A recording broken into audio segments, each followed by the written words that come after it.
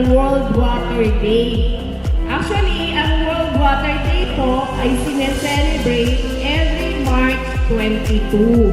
And para po ibahagi sa inyo ang aming celebration, kami pong ipapaliwanag sa inyo ang kahalagahan ng pag-inom ng malinis at ligtas na tubig through Pure It. Isa pa po sa ibabahagi namin ay ang aming Share and Protect program na ipapaliwanag po ng aming marketing head.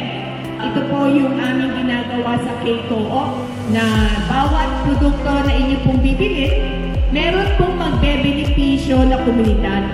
So si K-Co-op po yung mamimili kung sino po yung komunidad na pwede namin pagbigyan ng kanilang pangangailangan katulad ng water tank, ng hand wash facility o kaya yung toilet renovation. So sa tulong ninyo, marami po tayong matutulungan.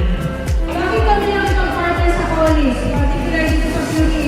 Kasi po, meron tayong programa, ito yung health and wellness program. Ang gusto natin dito, bukod doon sa pagbabalakes, gusto natin magkaroon kayo ng access sa malinis na tubig. Nakita namin yung kahalagahan na kung kailan kailangan ninyo, doon mismo sa bahay ninyo, kaya nyo magkaroon ng safe drinking water. Kayo yung isang dapat sa sapang palay ito, no? Kasi binili na dito sa Taytay, no? Bukod sa mas malaki, ito rin yung gusto natin yung mas magkaroon ng maraming access mo yung mga miyembro dito. Sana po, consider ninyo na magkaroon kayo ng access sa safe drinking water sa pamamagitan po ng pag-avail ninyo ng Pure. Buong puso po kami nagpapasalamat dahil kayo po ay nagpunta at inilaan ninyo ang umagang ito para sa amin. Maraming salamat po muli mula po sa Pure It.